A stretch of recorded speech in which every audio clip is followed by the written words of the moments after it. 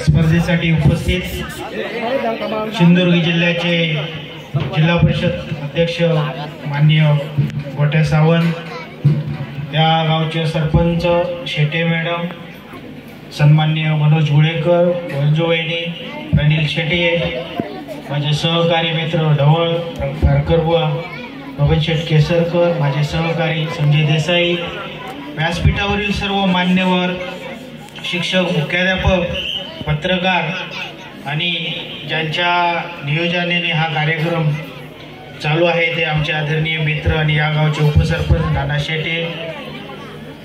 मी प्रथमतः सावंत साहेबांना धन्यवाद देतो की या प्रभागात कुठलाही कार्यक्रम असला आणि जरी फोन केला तरी व्यस्त कार्यक्रमातून खारेपाटण विभागामध्ये येताना नाम नाही हा शब्द त्यांच्यासाठी नाही आहे, त्यामुळे मी त्यांना धन्यवाद देतो। कारण मित्र हो, 1995 साली या जिल्ह्याचे पालकमंत्री राणेसाहेब झाले आणि त्यांच्या मार्गदर्शनाखाली ज्यावेळी सिंधुदुर्ग जिल्हा परिषद बसली त्यावेळी जिल्हा परिषदेने अनेक उपक्रम या ठिकाणी सुरू केले। त्यापैकी हा एक उपक्रम म्हणजे ज्ञानी होणार बालक्रीडा क्रीडा स्पर्धा। या ठिकाणी सावंतसाहेब आपण येण्यापूर्वी ग्राउंड अपुरं असल्यामुळे धावण्याच्या स्पर्धा, रिलेच्या स्पर्धा ह्या हायवेला झाल्या आणि त्या ठिकाणी जवळजवळ 10 स्पर्धा झाल्या आणि 10 स्पर्धेमध्ये शेर्पे केंद्राने तब्बल 8 जिंकल्या। त्यामुळे निश्चितच या प्रभागातला चॅम्पियनशिप शेर्पे केंद्र मारेल असं शिंगारे गुरुजी मला वाटतंय। त्यामुळे सर्व मुलांना धन्यवाद देतो।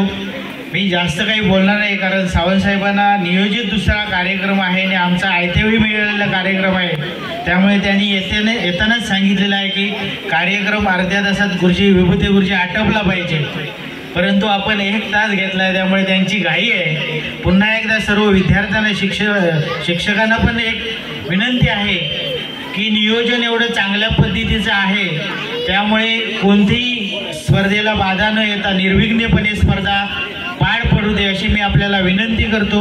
या सर्व व्यासपीठावरील मान्यवरांना पुन्हा एकदा धन्यवाद देतो की नानाच्या शब्दाखातर आपण या ठिकाणी आला, त्याबद्दल तुम्हाला धन्यवाद देतो आणि मी माझं इथेच मनोगत थांबवतो। जय श्रीराम।